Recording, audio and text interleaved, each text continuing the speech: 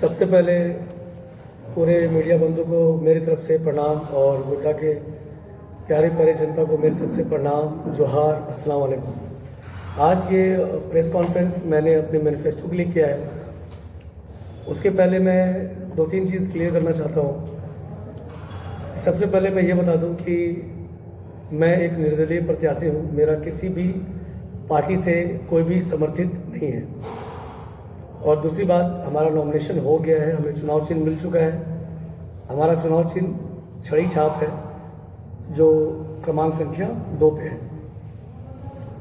इसके बाद मैं आपको मैनिफेस्टो पॉइंट टू पॉइंट बताऊंगा। उसके बाद मैं उसका डिटेल बताऊंगा कि ये किस प्रकार हम लोग करेंगे, क्या स्ट्रैटेजी है, किस किस तरीके से करेंगे। तो आप लोग पहले पॉइंट सुने और मैं दर्शकों को कहना चाहता हूँ कि थोड़ा सा ये बड़ा हो जाए तो प्लीज़ देखिए और ज़रूर सुनिए।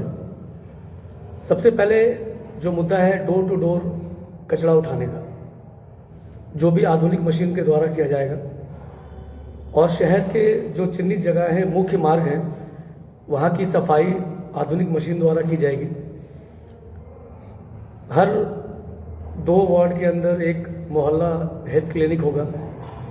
नए और पुराने मोहल्ले के अंदर जो सड़क नाला जो मरम्मती है या नया निर्माण है वो होगा।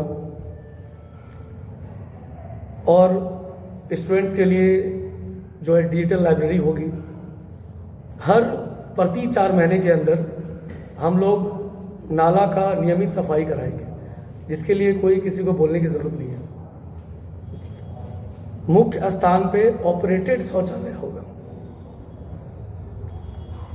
और नई आधुनिक वाटर ट्रीटमेंट प्लांट द्वारा ड्रेनेज सिस्टम बनाई जाएगी। रेडी पटरी वालों के लिए सम्मान वेंडिंग जोन की व्यवस्था की जाएगी। हर मोहल्ले में स्ट्रीट लाइट होगा जो सस्टेनेबल होगा, यानी कि सोलर लाइट से चलेगा। बिना बिचौलियों का आवास मिलेगा। युवाओं के लिए स्पोर्ट्स एकेडमी बनेगा। कला संस्कृति को बढ़ावा दी जाएगी। आम जनता एवं व्यापारियों के लिए हेल्पलाइन सेंटर होगा और व्हाट्सएप ग्रुप होगा, जहां पे वो सीधा नगर परिषद द्वारा या मेरे द्वारा कनेक्ट कर सके। नगर में समस्त तालाबों का सौंदर्यीकरण, शुद्धिकरण, संरक्षण किया जाएगा। टैक्स का बोझ कम किया जाएगा। वेस्ट मैनेजमेंट किया जाएगा। सीसीटीवी कैमरा हमारे पूरे शहर में मॉनिटरिंग के लिए लगाई जाएगी। ये मेरा पूरा मुद्दा है। अब इसको मैंने प्रायोरिटी बेस बनाया है कि हम आने वाले 3 महीने के अंदर क्या करेंगे और पूरे कार्यकाल में मेरा टॉप प्रायोरिटी काम क्या होगा। तो 3 महीने के अंदर मैं सबसे पहले डोर टू डोर सफाई शुरू कर दूंगा कि हर डोर से कूड़ा उठना शुरू हो जाए।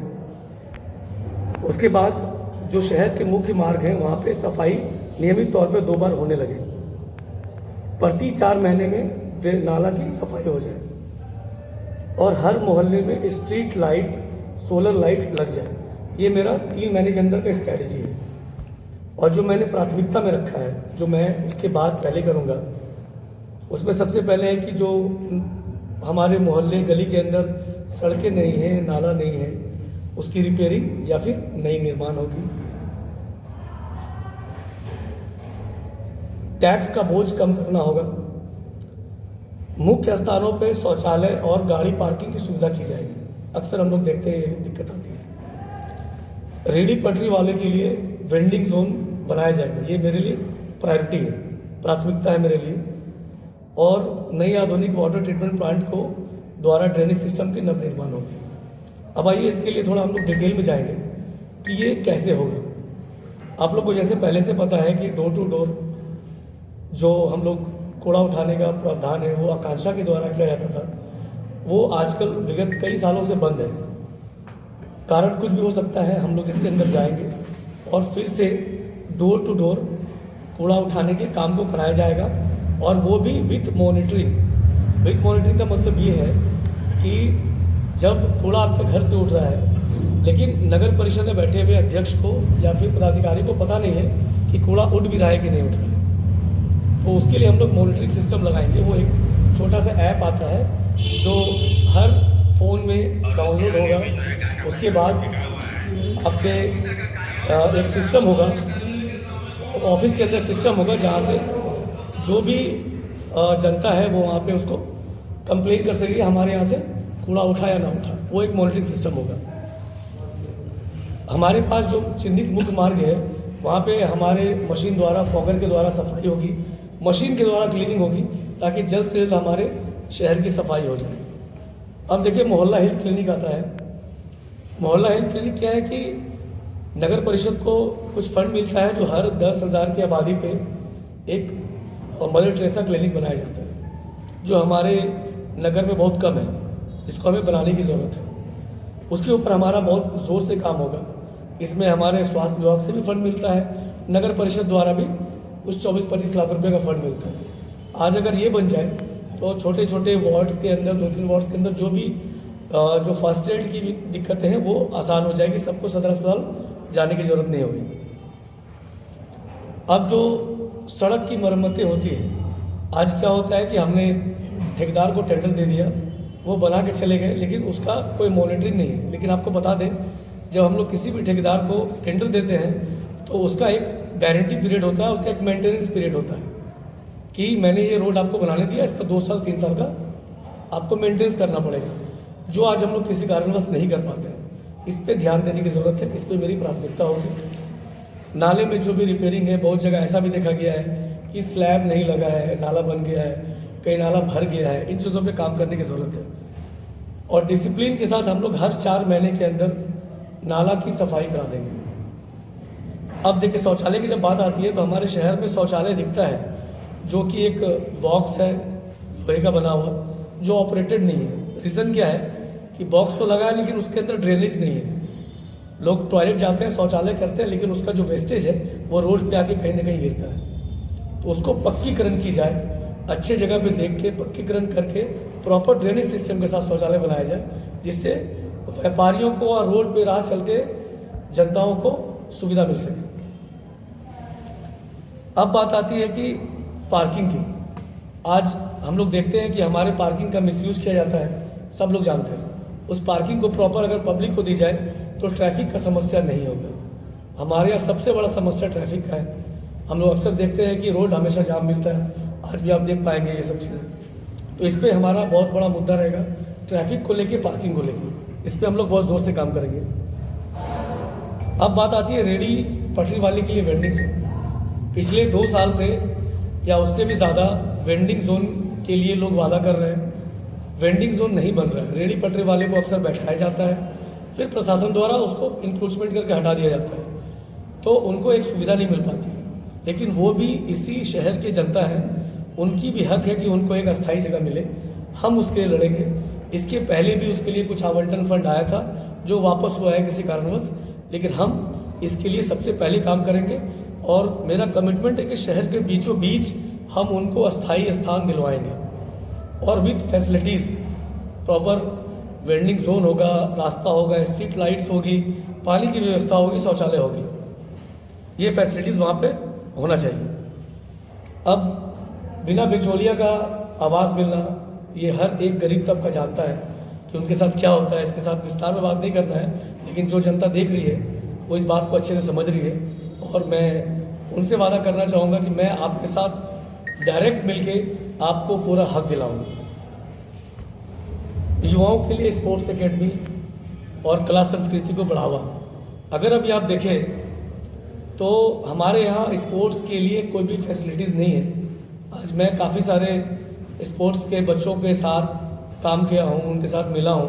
काफ़ी सारी समस्या है, किसी को टेबल टेनिस खेलने की सुविधा नहीं मिलती है। क्रिकेट है तो क्रिकेट के लिए अच्छा कोच नहीं है, तो इसकी फैसिलिटीज़ हमारे बच्चों को मिलना चाहिए। कला संस्कृति के लिए हमारे पास फैसिलिटीज़ नहीं है, हम लोग उसके लिए कभी कोई कंपटीशन नहीं कराते हैं, उनको जागरूक नहीं करते। तो इन चीज़ों में हमारे बच्चे पिछड़े हैं, इस पे काम करने की ज़रूरत है। डिजिटल लाइब्रेरी हमें चाहिए। आज हमारे बच्चे पेड डिजिटल लाइब्रेरी में पढ़ते हैं। आज हमारे शहर में ये व्यवस्था चली आ रही है, एक प्रचलन चल चुका है कि बच्चे पढ़ने के लिए एक डिजिटल लाइब्रेरी में जाते हैं, जहाँ पे उनको 2,000-3,000 रुपये महीना पे करना पड़ता है। लेकिन ये उनका हक है कि सरकार उनको एक लाइब्रेरी या 2 लाइब्रेरी दे। आम जनताओं के लिए हेल्पलाइन, ये एक बड़ा मुद्दा है। आज अक्सर हम लोग ये देखते हैं कि जब जनता के बीच जाएंगे तो वो बोलते हैं कि हम किसको बताएं, कहाँ कंप्लेन करें, कोई सुनने वाला नहीं है। जब वो लोग मूड बनाएंगे, 10-20 लोग निकलेंगे आवेदन लिख के, तब कंप्लेन लाएंगे, उस वजह से लोग इग्नोर कर देते हैं। तो उनको एक डायरेक्ट हेल्पलाइन देना चाहिए, जो मैं दूंगा, कि वो इंस्टेंट फ़ोन करें, उनको रिस्पॉन्ड मिले। इसके साथ साथ मैं हर वार्ड का एक व्हाट्सएप ग्रुप भी बनाना शुरू कर चुका हूँ ऑलरेडी। मैं आऊँ अथवा ना आऊँ, ये कम्युनिकेशन होना बहुत ज़रूरी है। अब व्हाट्सएप ग्रुप अगर बन जाता है तो उस व्हाट्सएप ग्रुप से डायरेक्ट पब्लिक कम्युनिकेट अपने प्रतिनिधि के साथ कर सकते हैं। उसके अंदर हम लोग कुछ कुछ फैसिलिटीज़ डालेंगे, जैसे नगर परिषद से रिलेटेड फैसिलिटीज़, बिजली से रिलेटेड फैसिलिटीज़, प्रशासन से लेके फैसिलिटीज़। अगर आपके वार्ड में कोई घटना हो गया, आप इंस्टेंट कहाँ बताएंगे? आप इंस्टेंट वीडियो बनाएं, उस ग्रुप में डालें। उस ग्रुप का जो प्रतिनिधि होगा वो सीधे प्रशासन को रिपोर्ट करेगा।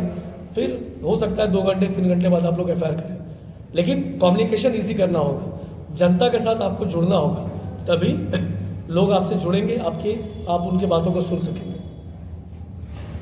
अब बात आती है तालाबों की सौंदर्यीकरण, शुद्धिकरण और संरक्षण। ये एक अहम मुद्दा है। इस पर काफ़ी लोगों ने बहुत सारा बातें कहा है कि मैंने ये किया वो किया। खैर, इस पर मेरा मुद्दा नहीं है, मैं किसी के ऊपर कटाक्ष नहीं करना चाहता हूँ। लेकिन आप इमेजिन करो, अगर हमारा मुलस टैंक, एक एग्जांपल बताऊँ, ऐसा बहुत है, मुलस टैंक है, शिवगंगा है, गोली पोखर है, बहुत है। आप इमेजिन करो, इस पोखर को अगर अच्छे से इसकी जल संचय अधिनियम के द्वारा इसके पानी को स्टोर किया जाए और उसके मेड़ पे हम लोग एक वॉकिंग यार्ड, छोटा सा गार्डन बना दें, तो कितना फैसिलिटीज़ मिलेगा उस सोसाइटी के लोगों को। वहाँ पे एक अच्छा स्ट्रीट लाइट हो, एक रिफ्रेशमेंट होगा, पब्लिक को एक फैसिलिटीज़ मिलेगी।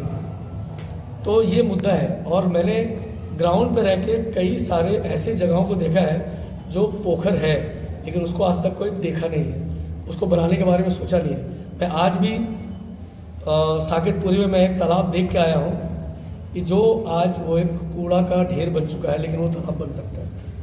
इन चीज़ों पे काम करना होगा, तभी हमारा जल संचय हो सकता है। अब आइए टैक्स के बोझ को कम करना। लेकिन ये तो बात मतलब अचरज वाली है कि आप टैक्स के बोझ को कैसे कम कराएंगे, आप अपने शहर को कैसे चलाएंगे जब आप टैक्स के बोझ को कम कर देंगे। लेकिन हमारे पास कमाने के डिफरेंट सोर्स हैं जिससे हम कमा सकते हैं। कमाने का सोर्स सिर्फ ये नहीं है कि आप टैक्स बढ़ा दो, पार्क के ऊपर चार्ज लगा दो, या फिर आप पार्किंग के ऊपर चार्ज लगा दो। इसके और भी आप एग्जाम्पल पकड़ो। अगर मेरे पास वेस्ट रिसाइकलिंग होता, मेरे पास वेस्ट मैनेजमेंट होता, तो आज हम महीने का लाखों कमा सकते थे वेस्ट मैनेजमेंट से। आज हमारे पास डंपिंग यार्ड है जो हमारे वेस्ट को रिसाइकिल करने के लिए बनाया गया है कि आप अपने घर से कूड़ा उठाओ, उसको डंप यार्ड में लेके जाओ और गीले कचरे को गीले में करो, ड्राई को ड्राई में करो, ताकि जो ड्राई कूड़ा है उसको रिसाइकिल के आप फाइबर में कन्वर्ट करो, जो गीला कचरा है उसको आप बायोगैस बना दो या फिर उसका खाद बना दो और उसको आप रिसेल कर सकते हो। आप उस फाइबर से एक बिजनेस दे सकते हो यहाँ पे नगर परिषद को। अब जब बात आती है पैसा आप कहाँ से और बना सकते हो, आज हमारे शहर में स्ट्रीट लाइट जलती है, हाई मास जलती है, जो बिजली का हाई कंजम्पशन करता है। नगर परिषद उसकी भी बिजली बिल देती है। लेकिन आज हम लोग सस्टेनेबल एनर्जी पे अगर आ जाए, हमारे हर वार्ड हर गली में सोलर लाइट लग जाए, तो वो बिजली बिल भी हमारा इनकम होगा। अगर वो हमारा इनकम बन जाए तो शायद हम पार्क पे चार्ज ना लगा सकें या किसी भी इस तरीके की चीज़ों पे चार्ज ना लगा सकें जो हमें मूलभूत सुविधा मिलनी चाहिए। तो ये सारी चीज़ें हैं, तो हम लोग यहाँ पे टैक्स कम कर सकते हैं, वहाँ से इनकम ला के यहाँ पे टैक्स कम कर सकते हैं। तो ये तो मेरा मैनिफेस्टो है कि हम इसको काम करेंगे। इसके ऊपर मैंने डिटेल से बताया है। आप लोगों का सवाल भी लेंगे, आप लोग का सवाल होगा उसका जवाब देंगे। लेकिन इसके साथ साथ मैं आपको पहले बता दूं कि मैं आज प्रत्याशी हूं, इसके पहले मैं सोशल एक्टिविस्ट भी हूं। मैं विगत सालों से सोशल एक्टिविटी कर रहा हूं। तो इसके लिए भी मैंने अगर मैं नगर अध्यक्ष बनता हूं तो इस चीज़ों को करने के साथ साथ मैं अपने सोशल एक्टिविटी को भी चालू रखूँगा, जिसके ऊपर भी मेरा कुछ पॉइंट है जिसके ऊपर मैं काम करूँगा। जो हेल्थ कैंप मैं हमेशा करता हूँ, मैं विगत 2-3 साल से हेल्थ कैंप कर रहा हूँ, ब्लड डोनेशन कैंप कर रहा हूँ, वो मैं रेगुलर करता रहूँगा। उसके बाद स्वच्छता पे अवेयरनेस, मतलब पब्लिक कैसे रिस्पॉन्सिबल बने अपने सड़क, अपने घर को, अपने कूड़े को डस्टबिन में डालने के लिए, उसके लिए उसकी जागरूकता करना युवाओं के द्वारा, उस पर हम काम करेंगे। स्टूडेंट्स के लिए करियर काउंसलिंग करेंगे। शायद अभी तक किसी ने गोड्डा में करियर काउंसलिंग नहीं की हो। अभी हमारे साथ स्टूडेंट, मैंने स्टूडेंट से, काफ़ी सारे स्टूडेंट से बात किया है, उसका अक्सर परेशानी होता है कि भैया हम लोग इंटर कर लेते हैं, ग्रेजुएशन कर लेते हैं, उसके बाद क्या करें जिससे हम इजी अर्निंग कर सकें, जल्दी अर्निंग कर सकें। आज उसके लिए फैसिलिटीज़ नहीं है हमारे पास। अगर हम लोग साल में एक बार करियर काउंसलिंग कर लें तो शायद हमारे बच्चे जल्द से जल्द कमा सकें और कुछ बेहतर काम कर सकें। ये बहुत इंपॉर्टेंट है। आज हमारे यहाँ बच्चे इंटर, ग्रेजुएशन, मास्टर्स, पीएचडी कर करके बैठ जाते हैं, लेकिन उसको स्मार्ट टेक्निक पता हो, एआई के बारे में पता हो, डिप्लोमा के बारे में पता हो, तो वो आराम से काम कर सकते हैं। तो ये मेरा अपना एक्टिविटी होगा कि मैं करियर काउंसलिंग करूं। अब एक मुद्दा बहुत अहम है जिसके ऊपर हम लोग कभी ध्यान नहीं देते और हमें चिंता करना चाहिए। Air quality index. Air quality index के बारे में जब हम चर्चा करते हैं तो आप आज 2 साल पहले चले जाए या फिर 1.5 साल पहले चले जाए, दीपक सर समझ रहे होंगे कि हमारा AQI 48 होता था। आज भी आप अपना वेदर वाला खोल लेना, उसमें आता है AQI। आज ठंडा है तो हमारा AQI 148 है, गर्मी में हमारा AQI 400 होता है। अगर हमारा AQI 1000 हो जाए तो हमें सांस लेने में दिक्कत होगी। आप समझ सकते हैं इसका मतलब क्या। आज 800 दिल्ली का AQI है, अब गोड्डा में रह के, इतने स्वच्छ जगह पे रह के 400 है। इस पे विचार करने की ज़रूरत है, हम क्या कर रहे हैं। ये हमारी सोशल रिस्पॉन्सिबिलिटीज़ है। आज हमारे शहर में पेड़ तो नहीं है लेकिन यूनिपोल बहुत है। हम लोग व्यापार करने बैठे हैं, नगर परिषद सिर्फ व्यापार कर रही है, सोशल रिस्पॉन्सिबिलिटीज़ नहीं है। आज हमें ज़्यादा से ज़्यादा हमारे शहर में पेड़ लगाने की ज़रूरत है, जल संचय करने की ज़रूरत है। आज हम लोग बोरिंग कर रहे हैं, राइट। बोरिंग करने का आदेश भी तुरंत देते हैं, कोई जांच नहीं होता है कि हम लोग बोरिंग करवा रहे, भाई लिख के तो बोरिंग कर रहा है, 1000 का रसीद काट लो। लेकिन नहीं, आपको जनता से कमिटमेंट कराना होगा कि आप बोरिंग कराओ, ये रेट है, लेकिन साथ में मेरा एक कंडीशन है कि आपको जल संचय अधिनियम के द्वारा आपको वो व्यवस्था करनी पड़ेगी, अपने बोरिंग के चारों तरफ पत्थर रखना पड़ेगा ताकि पानी जो बरसात का है वो जल संचय हो। तो हमारा अर्थ भी सेफ रहेगा। अगर हम प्लांट लगाएंगे, सफाई रखेंगे, तो हमारा AQI भी धीरे धीरे करके ठीक होगा। आज धर्मोडी के अंदर जो हमारा डंप यार्ड है, जो डंप यार्ड हो चुका है, असल में वो रिसाइकिल सेंटर बनाया गया है, लेकिन वो डंप यार्ड हो गया, उसको अंदर से आग लगा दिया गया हो। आप लोग से विनती है उसको कवर करें और जाके पब्लिक को दिखाएं कि हमारे शहर में क्या क्या हो रहा है। उसके अंदर आग लगाया गया है, वो पॉल्यूशन बढ़ा कर रहा है। मैं सिर्फ अडानी को ब्लेम नहीं करता हूँ कि वो गंदगी का या AQI खराब करने के रिस्पॉन्सिबल है, हम भी उसके रिस्पॉन्सिबल हैं। हमारी जनता भी है, वो डंप यार्ड में जो आग लगा है वो भी है। इन चीज़ों पे हमें विचार करने की ज़रूरत है। तो ये हमारा एक मुद्दा था, हमारा विज़न था जो मैंने आप तक रखा। अगर आप लोगों के द्वारा कोई सवाल जवाब हो